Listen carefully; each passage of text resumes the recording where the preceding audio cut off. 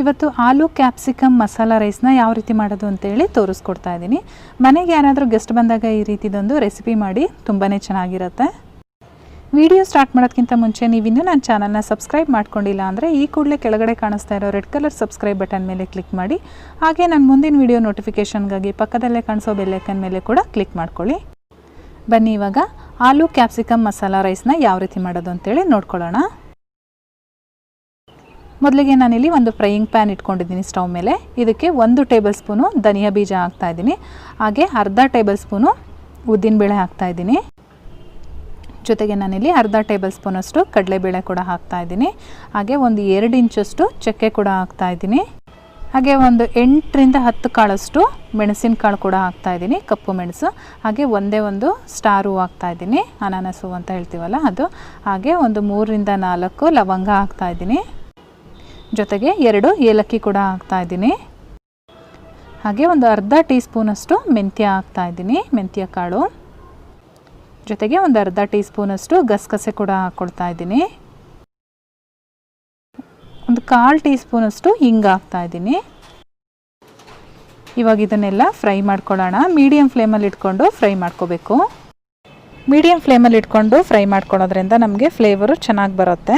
ಇವಾಗ ನೋಡಿ ಇದು ರೆಡಿಯಾಗಿದೆ. ನಾನು 1 ರಿಂದ 1.5 ನಿಮಿಷಗಳ ಕಾಲ ಫ್ರೈ ಮಾಡ್ಕೊಂಡಿದ್ದೀನಿ. ಅದನ್ನು ಡೈರೆಕ್ಟಾಗಿ ನಾನು ಮಿಕ್ಸಿ ಜಾರ್ಗೆ ಹಾಕ್ಕೊಂಡಿದ್ದೀನಿ. ಇವಾಗ ಇದೇ ಪ್ಯಾನ್ಗೆ 1 ಟೀ ಸ್ಪೂನಷ್ಟು ಎಣ್ಣೆ ಹಾಕ್ಕೊಂಡು 2 ಹಸಿಮೆಣಸಿನ್ಕಾಯಿ ಹಾಗೆ ಒಂದು 7 ರಿಂದ 8 ಬ್ಯಾಡಗಿ ಮೆಣಸಿನ್ಕಾಯಿ ಹಾಕ್ಕೊಂಡಿದ್ದೀನಿ. ನಿಮಗೆ ಖಾರ ಬೇಡ ಅಂತ ಅನಿಸಿದರೆ ಹಸಿಮೆಣಸಿನ್ಕಾಯಿನ ಸ್ಕಿಪ್ ಮಾಡ್ಕೊಳ್ಳಿ. ಇವಾಗ ನೋಡಿ ಇದು ಕೂಡ ಫ್ರೈ ಆಗಿದೆ. ಇವಾಗ ಇದನ್ನು ಕೂಡ ನಾನು ಮಿಕ್ಸಿ ಜಾರ್ ಒಳಗಡೆ ಹಾಕೋತೀನಿ. ಅದ್ರ ಜೊತೆಗೆ ನಾನಿಲ್ಲಿ ಒಂದು 2 ಟೇಬಲ್ ಸ್ಪೂನಷ್ಟು ತೆಂಗಿನಕಾಯಿ ತುರಿ ಹಾಕೋತಾ ಇದ್ದೀನಿ. ಹಾಗೆ ಒಂದು ಬೆಳ್ಳುಳ್ಳಿ, ಒಂದು 2 ಇಂಚಷ್ಟು ಶುಂಠಿ ಕೂಡ ಹಾಕ್ಕೊಂಡು ಸ್ವಲ್ಪ ನೀರು ಹಾಕ್ಕೊಂಡು ಇದನ್ನು ನುಣ್ಣಗೆ ರುಬ್ಕೊಳ್ಳೋಣ. ನೋಡಿ ಇವಾಗ ನಾನು ನುಣ್ಣಗೆ ರುಬ್ಕೊಂಡು ಬಂದಿದ್ದೀನಿ. ಇದನ್ನು ಒಂದು ಸೈಡಲ್ಲಿ ಎತ್ತಿಟ್ಕೊಂಡಿರೋಣ. ಇವಾಗ ನಾನಿಲ್ಲಿ ಸ್ಟವ್ ಮೇಲೆ ಕುಕ್ಕರ್ ಇಟ್ಕೊಂಡು ಅದಕ್ಕೆ ಒಂದು 2 ಟೇಬಲ್ ಸ್ಪೂನಷ್ಟು ಎಣ್ಣೆ ಹಾಕ್ಕೊಂಡಿದ್ದೀನಿ. ಹಾಗೆ ಒಂದು ಪಲಾವ್ ಎಲೆ ಹಾಕ್ತಾಯಿದ್ದೀನಿ, ಬಿರಿಯಾನಿ ಎಲೆ ಅಥವಾ ಪಲಾವ್ ಎಲೆ ಅಂತ ಏನು ಹೇಳ್ತೀವಿ ಅದನ್ನು ಹಾಕ್ಕೊಳ್ತಾ ಇದ್ದೀನಿ. ಹಾಗೆ ಸ್ವಲ್ಪ ನಾನು ಪುದೀನ ಸೊಪ್ಪನ್ನು ಒಗ್ಗರಣೆಗೆ ಹಾಕ್ತಾಯಿದ್ದೀನಿ. ಒಗ್ಗರಣೆಗೆ ಹಾಕೋದ್ರಿಂದ ಚೆನ್ನಾಗಿರುತ್ತೆ. ಜೊತೆಗೆ ನಾನಿಲ್ಲಿ 1 ಟೇಬಲ್ ಸ್ಪೂನಷ್ಟು ಕಸೂರಿ ಮೇಥಿನ ಕೂಡ ಒಗ್ಗರಣೆಗೆ ಹಾಕ್ಕೊಳ್ತಾ ಇದ್ದೀನಿ. ಹಾಗೆ ಇದನ್ನು ಒಂದು 10 ಸೆಕೆಂಡು ಫ್ರೈ ಮಾಡ್ಕೊಳ್ಳೋಣ. ಇವಾಗ ಇದಕ್ಕೆ ನಾನು ಒಂದು ದೊಡ್ಡ ಗಾತ್ರದ ಈರುಳ್ಳಿನ ಈ ರೀತಿ ಉದ್ದವಾಗಿ ಕಟ್ ಮಾಡಿ ಇಟ್ಕೊಂಡಿದ್ದೆ. ಅದನ್ನು ಕೂಡ ಇದರೊಳಗಡೆ ಹಾಕ್ಕೊಂಡು ಬಾಡಿಸ್ಕೊಳ್ತಾ ಇದ್ದೀನಿ. ಈರುಳ್ಳಿ ಸ್ವಲ್ಪ ಟ್ರಾನ್ಸ್ಪರೆಂಟ್ ಆಗೋವರೆಗೂ ನಾವು ಫ್ರೈ ಮಾಡಬೇಕಾಗುತ್ತೆ. ಇವಾಗ ನೋಡಿ ಈರುಳ್ಳಿ ಕೂಡ ಸ್ವಲ್ಪ ಟ್ರಾನ್ಸ್ಪರೆಂಟ್ ಆಗಿದೆ. ನಾನು ಇವಾಗ ಇಲ್ಲಿ 1 ಟೊಮೊಟೊನ ಈ ರೀತಿ ಚಿಕ್ಕದಾಗಿ ಕಟ್ ಮಾಡಿಕೊಂಡು ಹಾಕ್ಕೊಂಡಿದ್ದೀನಿ. ಟೊಮೊಟೊ ಫುಲ್ ಸಾಫ್ಟ್ ಆಗೋವರೆಗೂ ನಾವೇನು ಫ್ರೈ ಮಾಡೋ ಅವಶ್ಯಕತೆ ಇಲ್ಲ. ಎಲ್ಲ ಚೆನ್ನಾಗಿ ಮಿಕ್ಸ್ ಆದಮೇಲೆ ನಾವು ಮಸಾಲ ರುಬ್ಬಿಟ್ಕೊಂಡಿರ್ತೀವಲ್ಲ ಆ ಮಸಾಲೆನ ಇದರೊಳಗಡೆ ಹಾಕ್ಕೊಂಡು ಮಸಾಲೆದ ಹಸಿ ವಾಸನೆ ಏನಿದೆ ಆ ಹಸಿ ವಾಸನೆ ಎಲ್ಲ ಹೋಗೋವರೆಗೂ ನಾವು ಫ್ರೈ ಮಾಡ್ಕೋಬೇಕಾಗತ್ತೆ.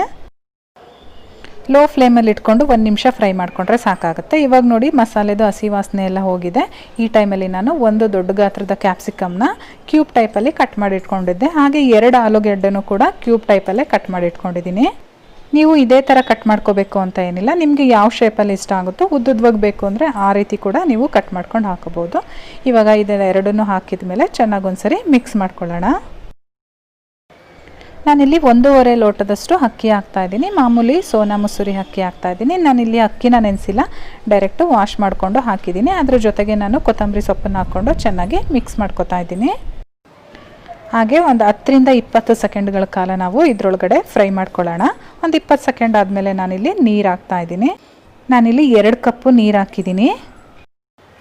ಟೋಟಲಾಗಿ 3 ಕಪ್ ಹಾಕ್ತಾಯಿದ್ದೀನಿ. ಜೊತೆಗೆ 1 ಕಪ್ಪನ್ನ ಮಿಕ್ಸಿ ಜಾರ್ ಒಳಗಡೆ ಮಸಾಲ ಇತ್ತಲ್ಲ ಅದರೊಳಗಡೆ ಹಾಕ್ಕೊಂಡು ಇನ್ನೊಂದು ಕಪ್ ಹಾಕಿದ್ದೀನಿ. ಟೋಟಲಾಗಿ 3 ಕಪ್ ಹಾಕಿದ್ದೀನಿ. 1.5 ಕಪ್ ಅಕ್ಕಿಗೆ 3 ಕಪ್ಪು ನೀರು ಹಾಕ್ಕೊಂಡಿದ್ದೀನಿ.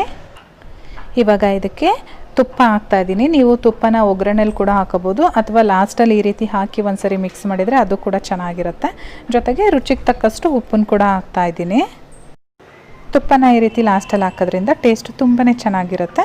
ಇವಾಗ ಇದನ್ನೆಲ್ಲ ಚೆನ್ನಾಗಿ ಮಿಕ್ಸ್ ಮಾಡಿಕೊಂಡು ಒಂದು ಲಿಡ್ ಕ್ಲೋಸ್ ಮಾಡ್ಕೊಳ್ಳೋಣ. ಲಿಡ್ ಕ್ಲೋಸ್ ಮಾಡಿ 2 ವಿಷಲ್ ತೊಗೊಂಡ್ರೆ ಸಾಕಾಗುತ್ತೆ.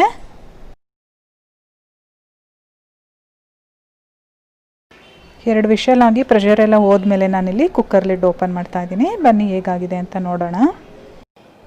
ಸೊಪ್ಪು ತರಕಾರಿ ಎಲ್ಲ ಈ ರೀತಿ ಮೇಲ್ಗಡೆ ಬಂದಿರೋದನ್ನೆಲ್ಲ ಚೆನ್ನಾಗಿ ಮಿಕ್ಸ್ ಮಾಡ್ಕೊಂಡಿದ್ದೀನಿ. ಇವಾಗ ಇದನ್ನು ಮೊಸರು ಬಜ್ಜಿ ಜೊತೆ ಸರ್ವ್ ಮಾಡೋಣ. ತುಂಬಾ ಚೆನ್ನಾಗಿರುತ್ತೆ. ಟೇಸ್ಟ್ ವೈಸ್ ಅಂತೂ ಸಖತ್ತಾಗಿರುತ್ತೆ ಫ್ರೆಂಡ್ಸ್. ಖಂಡಿತವಾಗ್ಲೂ ನೀವು ಒಮ್ಮೆ ಮಾಡಲೇಬೇಕು, ತುಂಬ ಇಷ್ಟಪಡ್ತೀರಾ. ಈ ರೆಸಿಪಿ ನಿಮಗೆಲ್ಲ ಇಷ್ಟ ಆಗಿದರೆ ದಯವಿಟ್ಟು ಲೈಕ್ ಮಾಡಿ, ಶೇರ್ ಮಾಡಿ, ಹಾಗೆ ಸಬ್ಸ್ಕ್ರೈಬ್ ಮಾಡೋದಂತೂ ಮರಿಬೇಡಿ. ನಾನು ಮತ್ತೆ ನಿಮಗೆ ಇನ್ನೊಂದು ಈಸಿ ರೆಸಿಪಿಯೊಂದಿಗೆ ಸಿಗ್ತೀನಿ. ಅಲ್ಲಿವರೆಗೂ bye bye, take care, thank you for watching.